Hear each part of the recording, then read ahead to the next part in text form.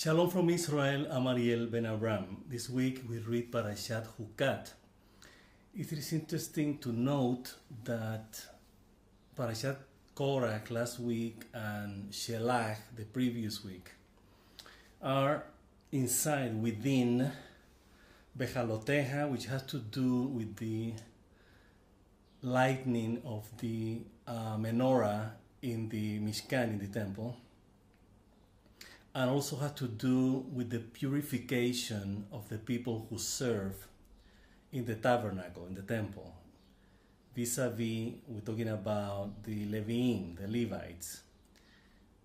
Then this is not the first time, obviously, that the Torah is telling us about purification as the means, as the precondition, as the premise to our connection and relationship with God.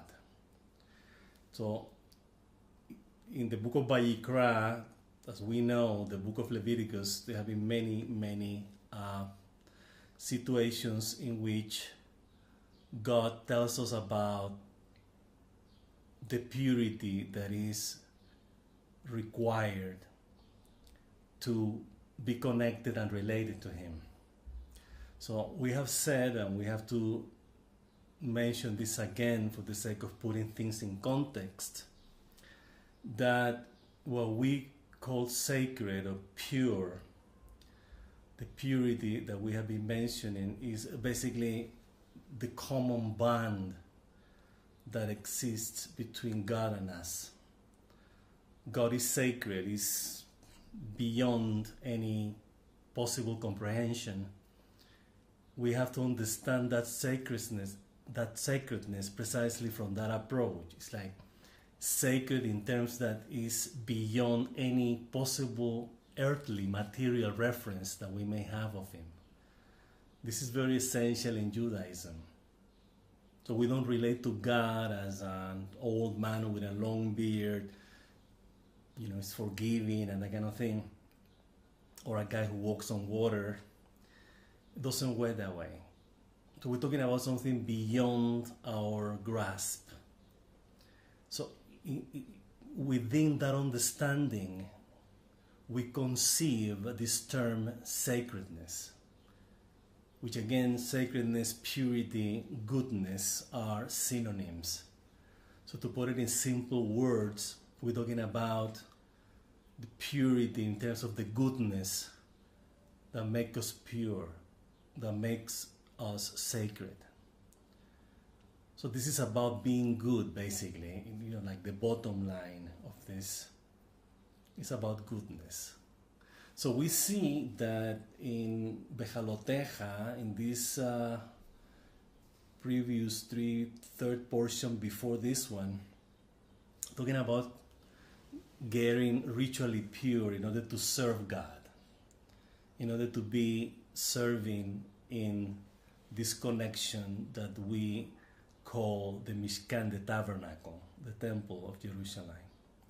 So then we have Parshat Shelach, which, as we have known, we have learned, it encompasses several transgressions that violate this purity.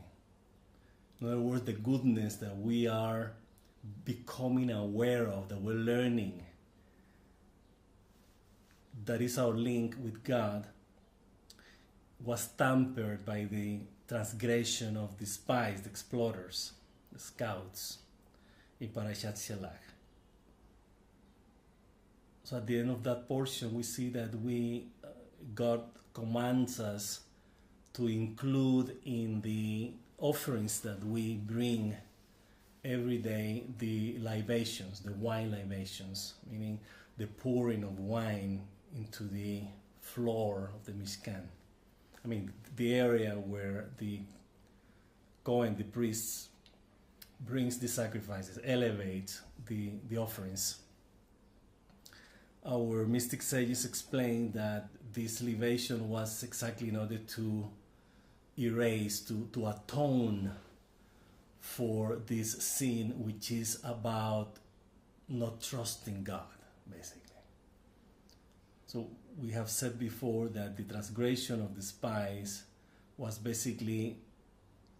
based on a distrust, lack of confidence in God. So we'd rather stay here in our comfort zone in the desert below the clouds of glory and protected by the column of fire.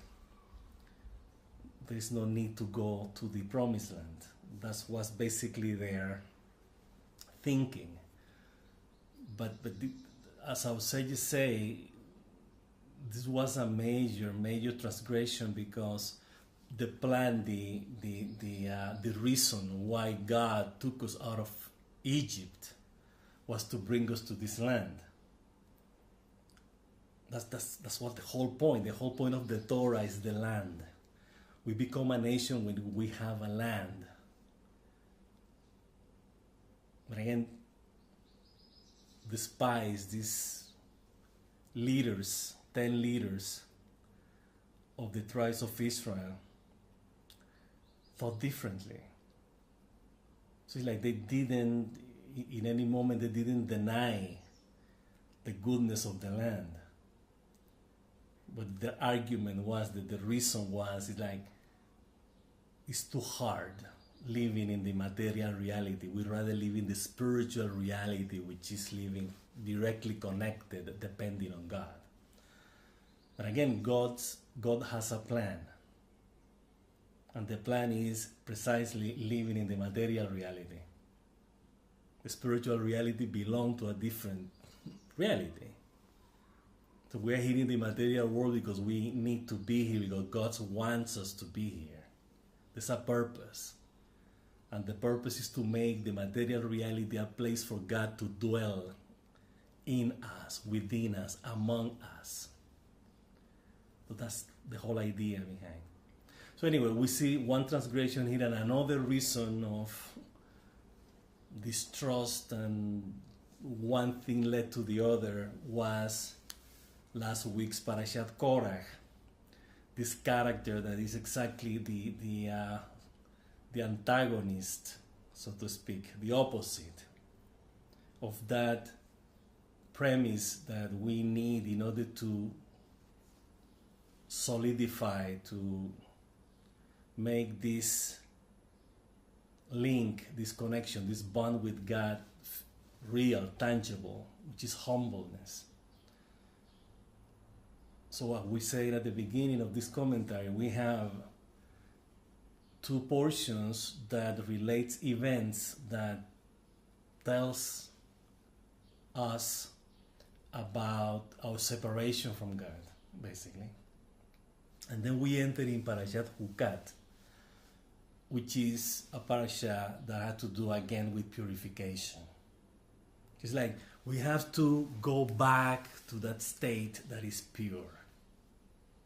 So in terms of our Jewish identity, we're talking about the essence from which God created us, which, as we have said many times in our blog and in these videos, had to do with God's love. We come from God's love. So in this is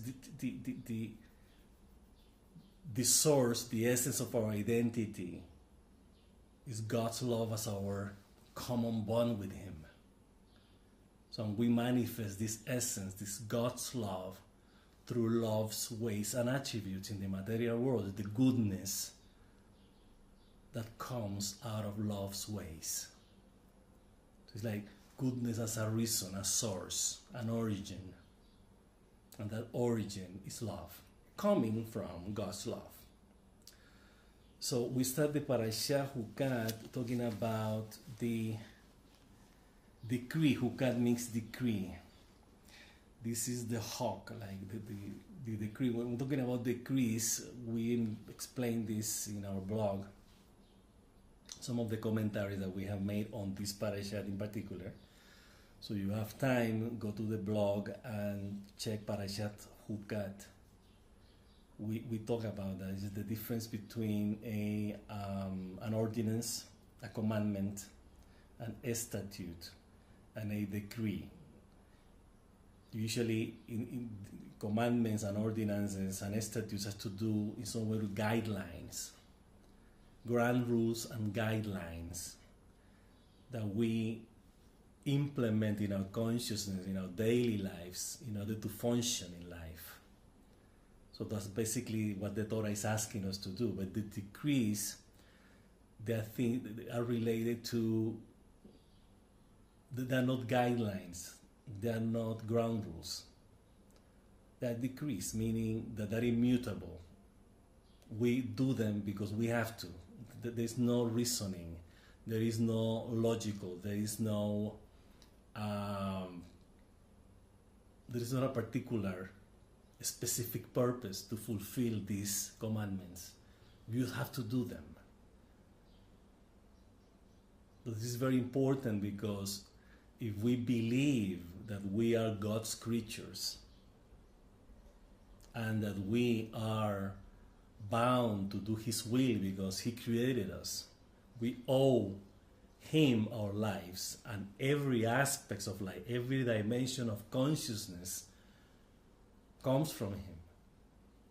So if we do like King David, that start implementing this awareness that we belong to God, that we basically fulfill His will because we belong to Him, we really have no part in who we are, really. Now, the one that opposes that conception, that notion, is ego. It's like, no, hold your horses. I am who I am. I am a doctor, or I am a professor, or I'm a shoemaker.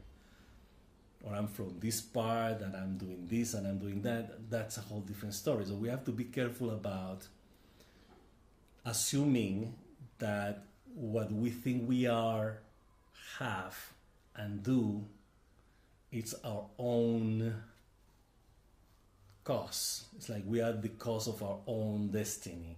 Yeah, in some way we do. Of course, if we make decisions every day, we know what decisions we have to make. I mean, if we play with fire, we get burned. We know that. But we're talking about an ultimate reality. It's like, what is the reason behind all this? What is the reason to exist? We're not talking about the immediacy of things, but the decision that we have to work in order to sustain ourselves. But we're talking about what is the ultimate reason behind life. What is the purpose of life? Just to survive?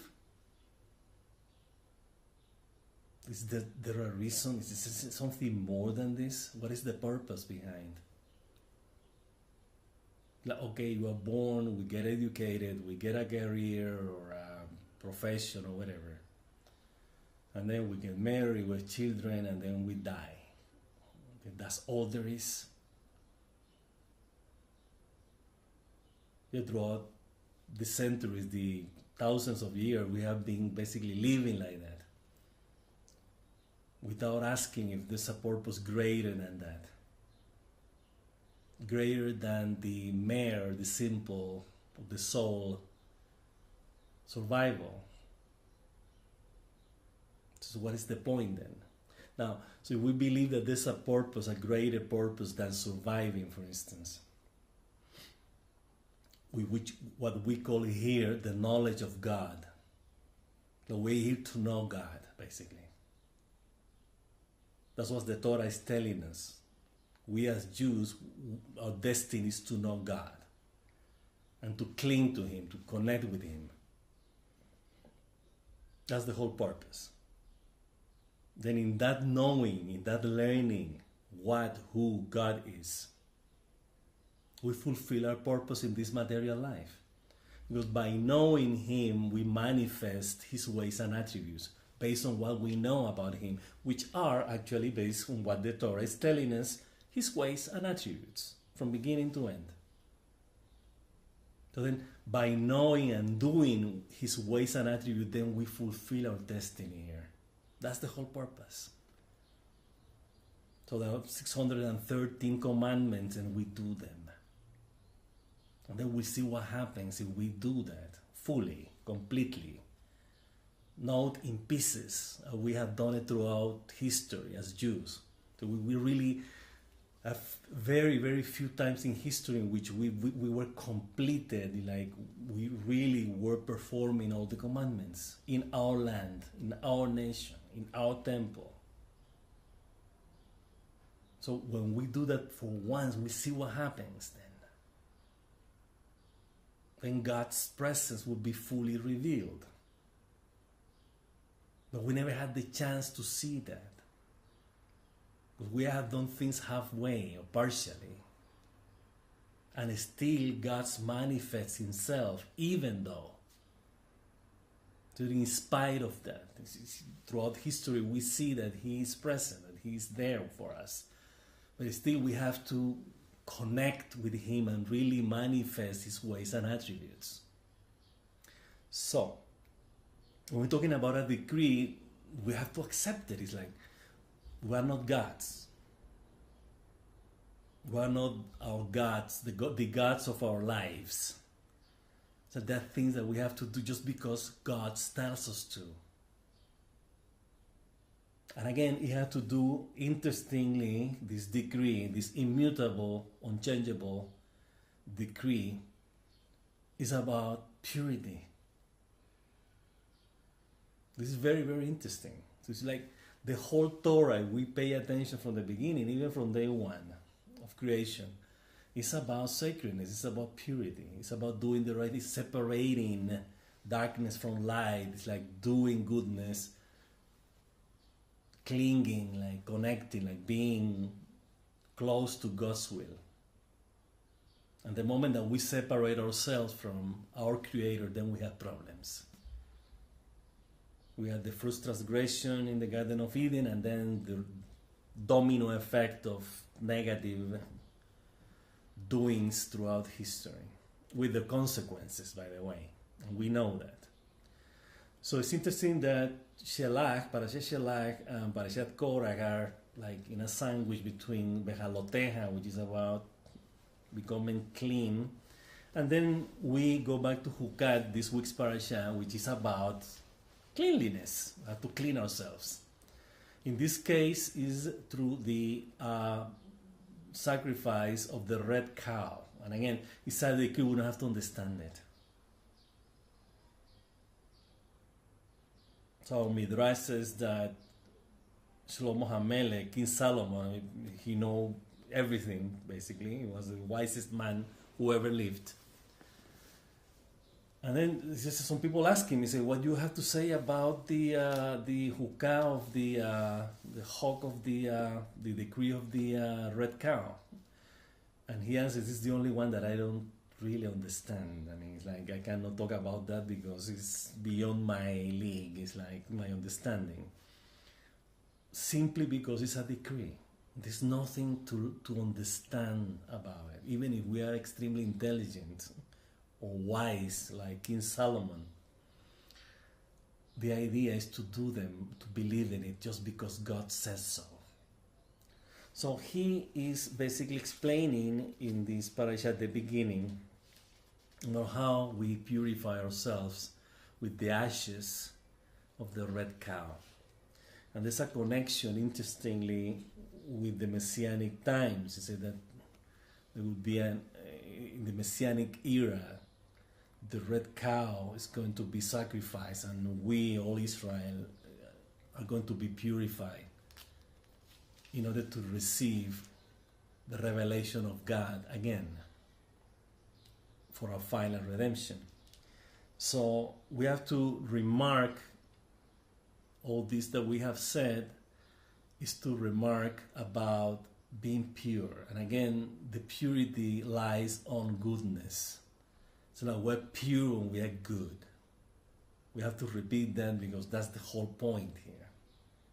This is practical. This is not something abstract about being sacred or being pure. What is that about? Pure in relation to what? So purity is so relative nowadays. And what is sacred also? I mean, we see religions that consider sacred things that in the eyes of Judaism are completely despicable. It's like transform wine and bread in flesh and blood. It's like, doesn't make sense. Just to mention one example. Anyway, after that, which is actually few, probably a complete chapter, yes, 19 to 20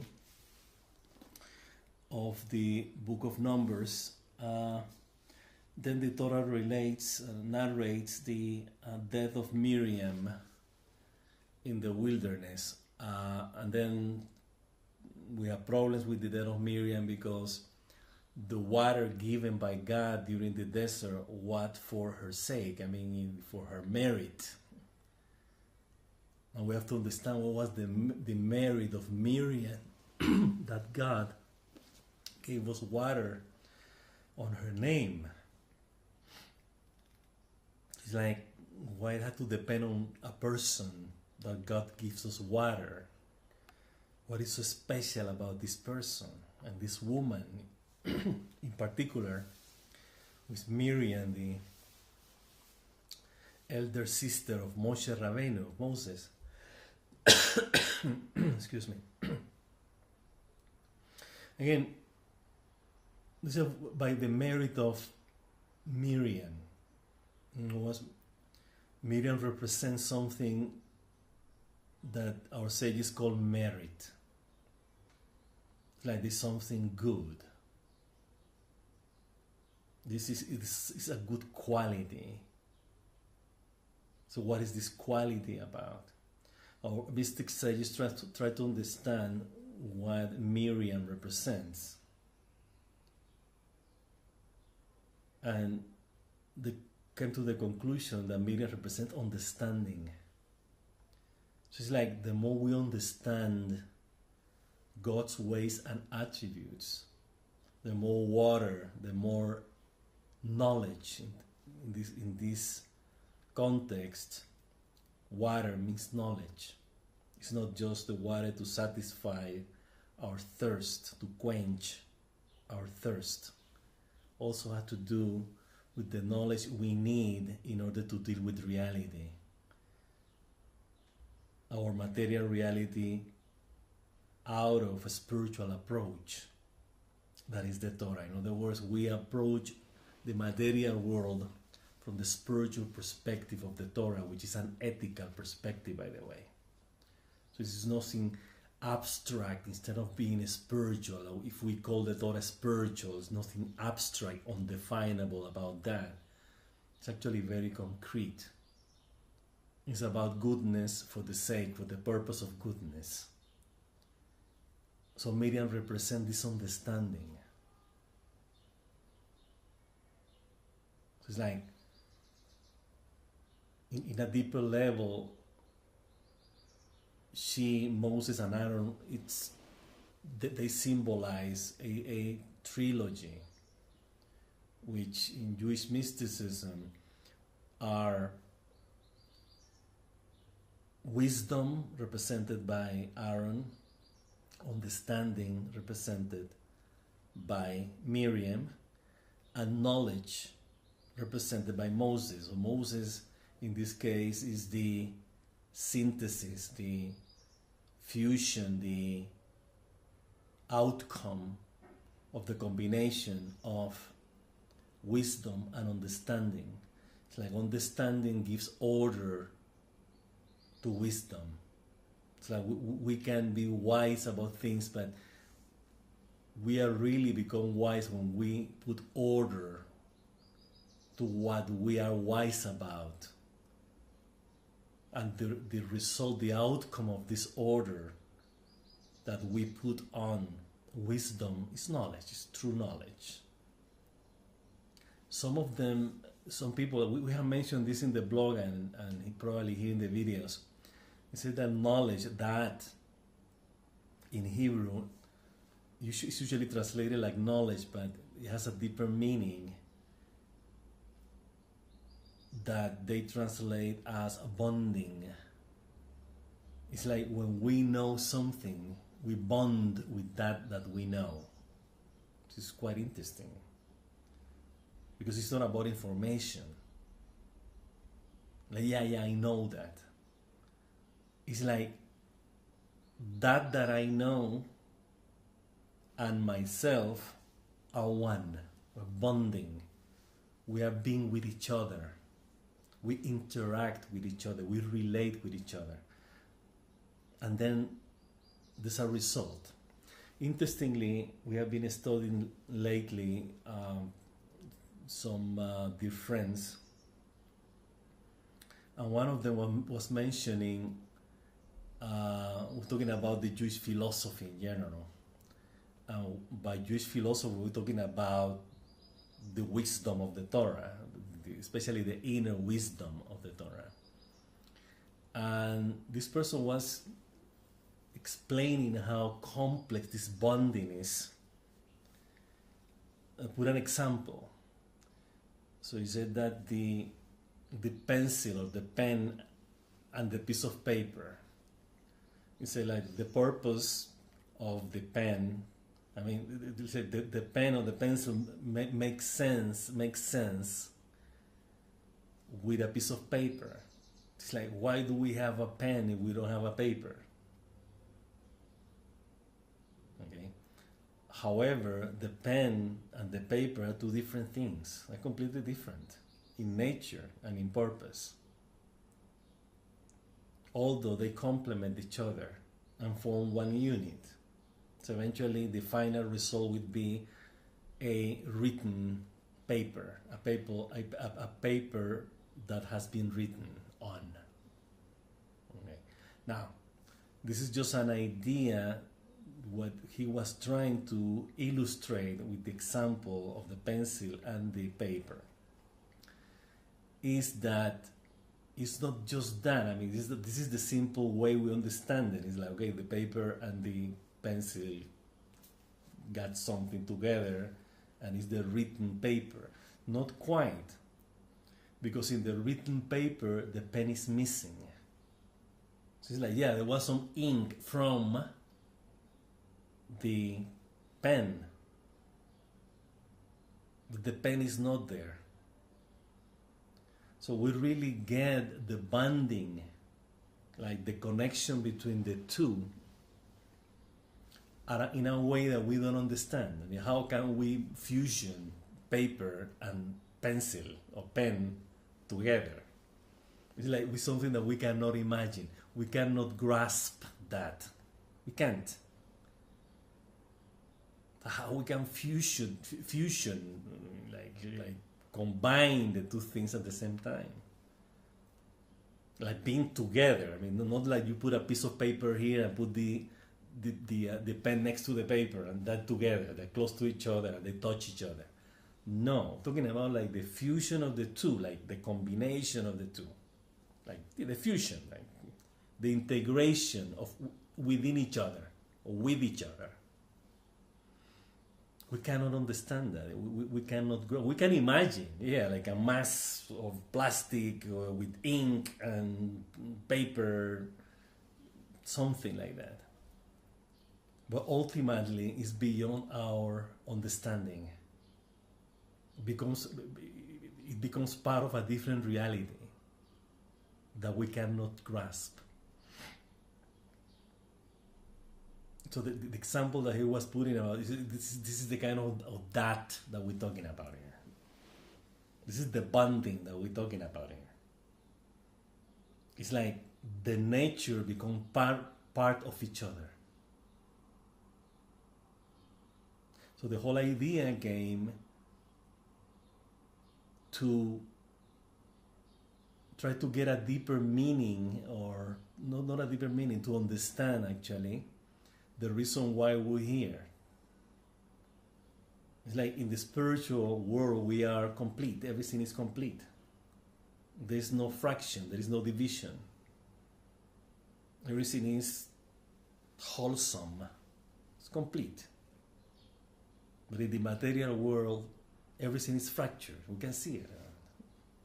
Everything is separated. And then we try to integrate things, that camera with the seat and the book and the clothes. It's like we're trying to put the pieces together in order to make sense. So it's like the way we set a room, for instance. It's like we put pieces together, we combine them. So everything in the material reality is fractured. So we strive, we put it together to make sense, by the way. So we build a house, we create a device with different parts in order to make it function for a particular purpose. But in terms of our essence of humans, so we have man and woman, and then we're separated, that two genders. So we're split out, so to speak. We were one at some point, but then we were separated as man and woman. And the idea is to get back to the unity again. So it's like we were one, we are one in the spirit, but we are separated, two or more. Actually, well, we're talking in the discussion that we had, we're talking about a dualistic reality. So the material world is separated in dualities. Light, darkness, good, bad, the right, wrong, etc. So the idea is to integrate them again in something that we really don't know, because we don't belong to spiritual reality in terms of the completeness of the spiritual reality versus the fractured material reality. So our purpose in life is to integrate this fractured reality called material reality. But really we don't know how. So we try basically to harmonize the parts that are related with each other. So it's like we bring together things that are separate, that are different, in order to make it function harmonically. That's what we try to do with our lives, by the way.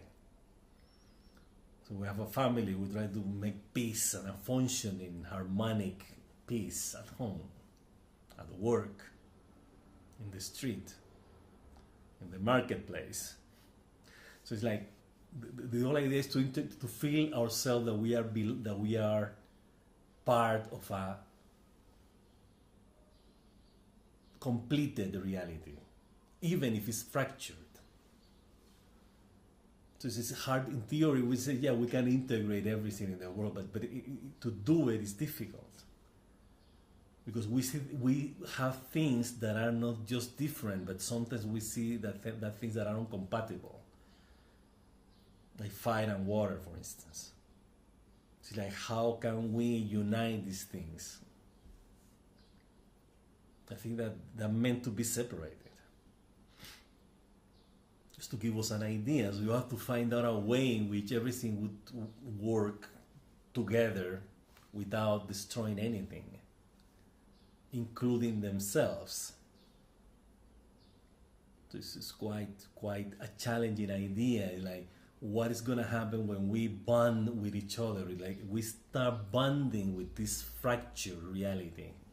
It's like we are putting together the pieces, but not just to put together the pieces, but to feel part of a oneness, of a completeness, and a wholesomeness.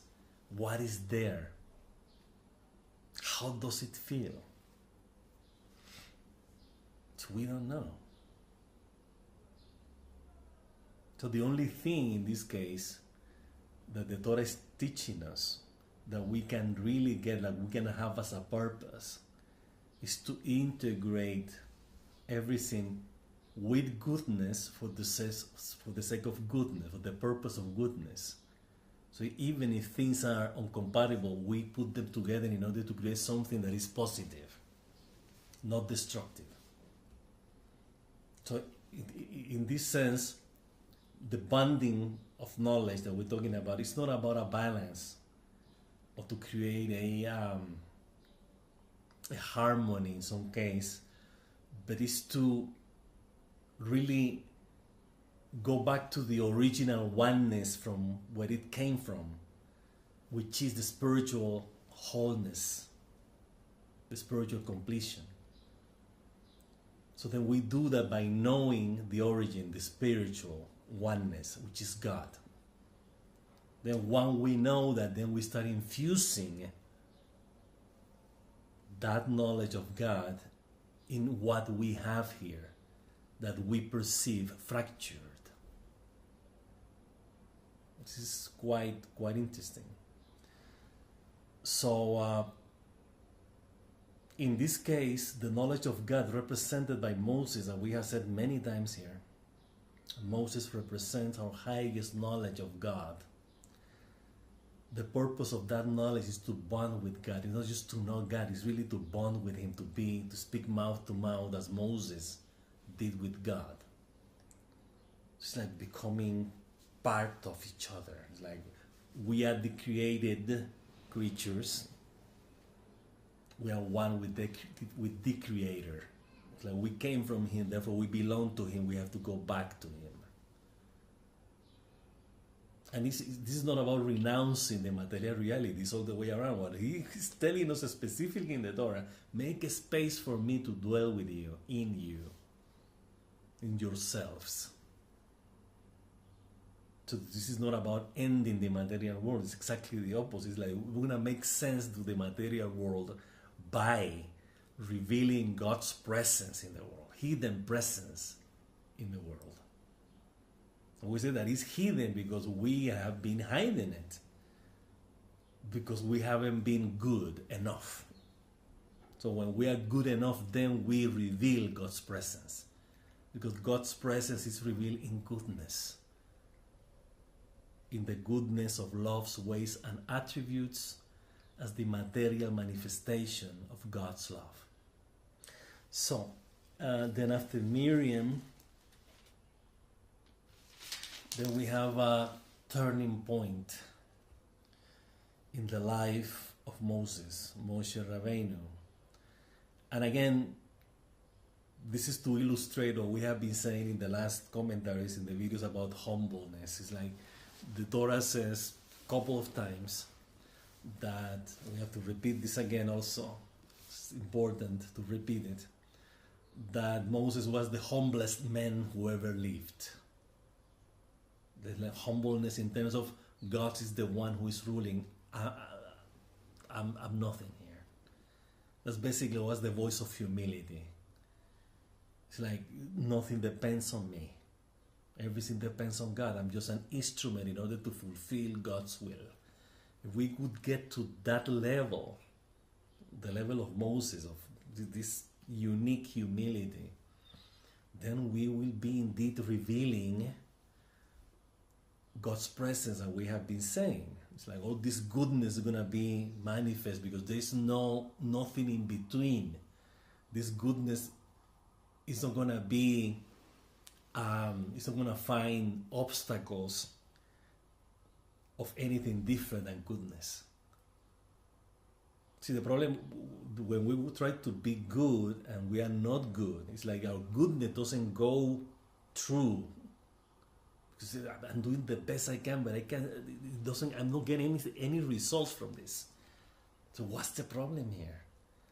There is something that doesn't go through. Why? There's nothing good in between. That's why the goodness is stopped, it's blocked.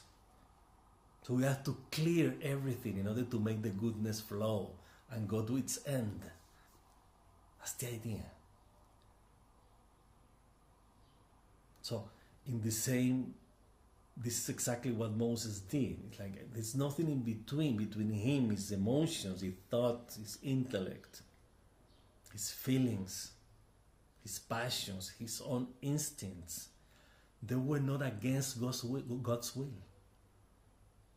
They were saying, hey, I'm a passionate man, I have emotions, I have discernment, I have intellect. Let them be the means, the vessels in order to manifest God's will. Now, this thing stops with the incident of the rock. There was no water. People started complaining after Miriam's death. There was no water in the middle of the desert, and they went to Moses to complain, give us water, and Moses as God is like, they want water, how are we gonna do this? Miriam is dead, the merit of Miriam, we had water, we have to do something about this. So then God told Moses in front of the congregation, he manifests himself to everybody again as the sole, only, exclusive provider from where everything comes. And he said to Moses, speak to the rock from where the water comes, and they will have water. Then Moses, instead of speaking to the rock, he knocked with his staff. He knocked the rock, and the water came. But then God told him, I'm telling you to speak to in front of everybody here, to speak to the rock. Why did you hit the rock? It's like, if the issue would have been in private, they said that the Midrash says that in many situations Moses took his own approach. In other words, God commanded him to do things, but Moses ended up doing it in his own way, and there was no problem because it was between God and him. So God would tell him, hey, what are you doing in private? But this was a public thing. So it's like, I'm God, I'm telling you what to do, you're going to do it your way. It's like, what I'm doing here. What was the reason for me to be here, says God.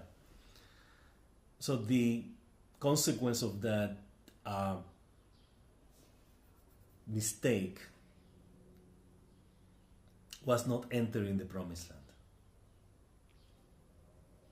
So that was a major punishment, so to speak, or consequence of this interpreting God's will in our own way. It's a lesson that we're learning. It's like humbleness is so unique, so priceless, that we can lose it in one second. We think that we have to do things in a different way. That God is telling us to be good. Why you have to be good in your own way? I'm telling you how to be good. Just be good the way God is telling. That's one of the problems that we have here. That everybody wants to do goodness in their own way. It doesn't work that way.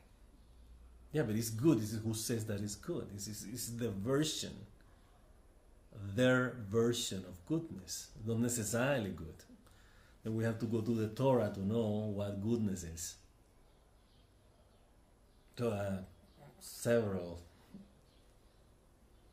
Many volumes in the oral Torah that explains what good is in every level, aspect, dimension of life, in business, relationships, everything.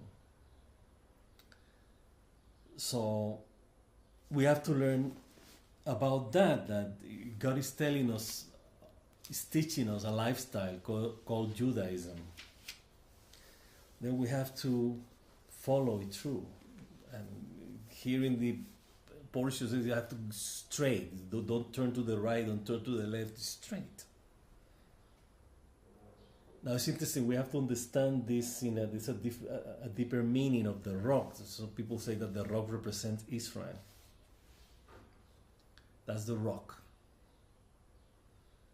So it's like God is talking to us. He's not hitting us.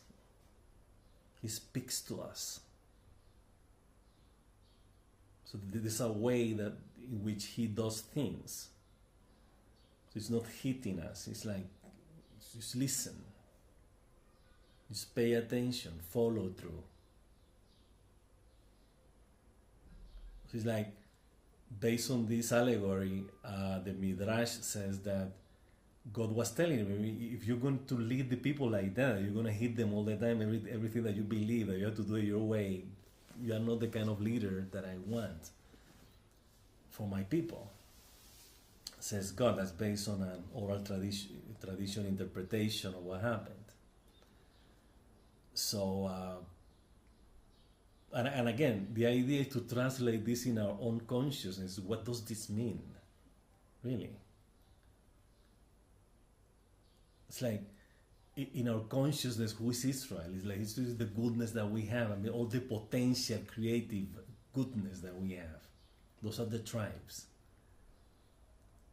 Everything meant to be good in our consciousness. And we have to guide those tribes with goodness towards goodness for the purpose of goodness. That's what we hear, by the way. That's what is the Jewish identity is about. So after that,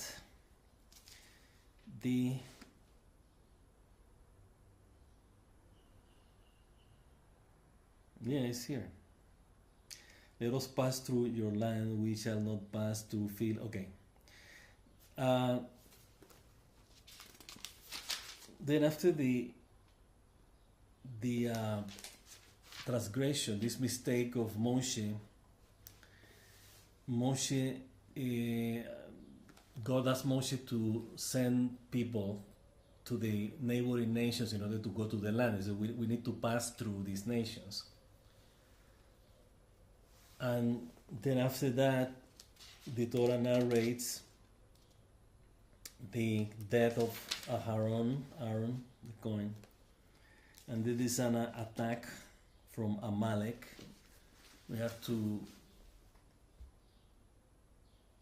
recall what Amalek means according to our tradition, oral tradition.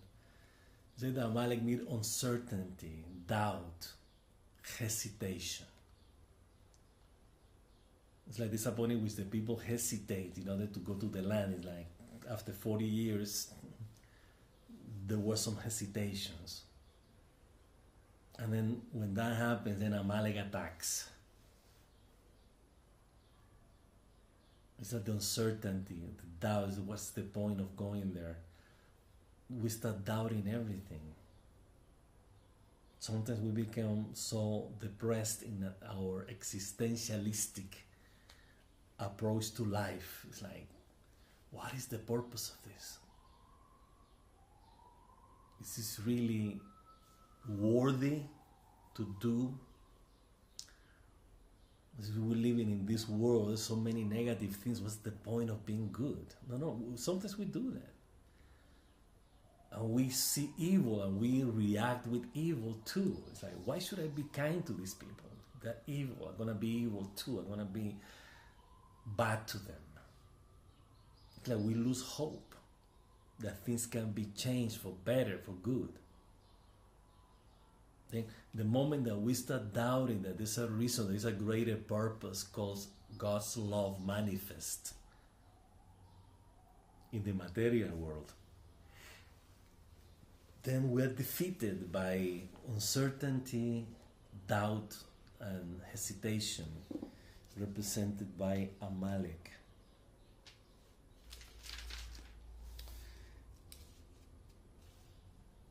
Then the Parshat continues with some battles in the process of the conquest and settling of the land of Israel. And the Parshat ends. Actually, it's important to, because in these battles the Torah is telling us that God fought these wars. So that, yeah, there was an army which was leading, but the one who was fighting was God. So the Torah is telling us. So God himself killed two major kings, the Amorites and the king of the Amorite and the king of Bashan. Sihon and Og. Og, king of Bashan, and Sihon, king of the Amorite. So we're talking about the word, people say that they were giants. It's like, basically we couldn't fight them because they were too huge. So God killed them. And again, our mystic sages explain this, that the meanings of the nations of the Canaanite Canaanite nation, the nation who were living in the land of Canaan, in the land of Israel, again represents qualities, traits and qualities and trends, negative trends in our consciousness that we really are not able to defeat. It's like we're talking about the lust, we're talking about envy, we're talking about coveting, we're talking about indifference, we're talking about indolence, we're talking about arrogance. So it's like sometimes they're so bigger than us that it's impossible to defeat our own arrogance or our own envy or our own lust. We're lusting and coveting and coveting. And we just simply say, this is bigger than me. Bigger than me. It's a giant. I'm a grasshopper compared to that. To envy, for instance. Or to lust. It's like I'm lusting. And the lust is bigger than me. How come I'm going to defeat lust if it's bigger than me? I can't. We pray to God and say, God, kill this giant. Or subjugate, conquer, make me conquer these nations. Turn this lust into the desire of knowing you. Turn this envy that I have, this coveting that I have, is I want to covet the love that you manifest in your creation by supporting every creature that you created. It's like I want to have that love. I want to covet. I envy the love that you have. It's to make me loving like you are. So then we become generous. We become giving. We're loving people. We don't envy. So it's like actually it comes up. We have said many times before, all these things, all these negative trends in consciousness are nothing less than our belief or feeling of lack. I mean, we want to have. That's what we envy. That's what we lust. The point is, what is that we really want? I mean, what is what we really desire? I mean, it's really worth it, all this craving for. What is the best thing ever that we can crave for, that we can envy, that we can covet? It's God's love. Then we do that by emulating His ways and imitating Him. Some people say the best cure for envy is to imitate what the other person, the person you envy. I mean, if you envy this wise man, become wise. If you envy this rich man, become rich. It's like, it's not about him. It's about what is that you think that you lack, you believe that you lack, that you want, then be that. So in this sense, there is nothing wrong with being envy or coveting or anything like that. Lost, The problem is, what is the motivation behind? What is the point? What is that we decide that we want to have? Is it really men, women? I mean, what is it? Depending on our gender, I mean, what are the preferences? Like, I desire a woman. So what is really that you decide? It's really, it would change. I mean, it's beautiful now. It's gonna be later. It's gonna be that beautiful. Something may happen to her. It's gonna be the way you desire her. She's like, what is really behind the desire? Then once we find out about that, then we direct our lust in the right way. It's like lust, something that would be transcendental, that will last forever. So they will say, yeah, it's a good idea, actually. So I don't have to lust every time that I see a beautiful woman in the street or something like that. I say, no. Once you have it, that's it. You don't have to look for another one. Yeah, I saw another one. This is even more beautiful than the one that I saw before. No, with this thing that you lost, I mean, the ultimate lasting, the reason to lust, is something that would be transcendental. something that I would carry after I leave the material world. It's like, I will take this with me. It's not going to decay, it's not going to become ugly, it's not going to lose the shape. It's beyond that. Then we have to find out about that. And then we realize that we want the thing that we have been lost in ever since we separate ourselves from God is God. But again, we cannot picture God as a woman, as a beautiful car, as a beautiful house. Doesn't work that way. That's idolatry, by the way. Then we have to crave for His ways and attributes, His love. His abundant loving kindness and truth, grace, compassion. That's what we want. That's what we feel, that fulfill our desires. It will ease all the cravings. Forever, by the way. Why? Because God's love is eternal. It's not temporary. Give us some love now and later they're going to be thirsting again and hungry again, God's love. So no. Once we have it, we'll have it forever. So,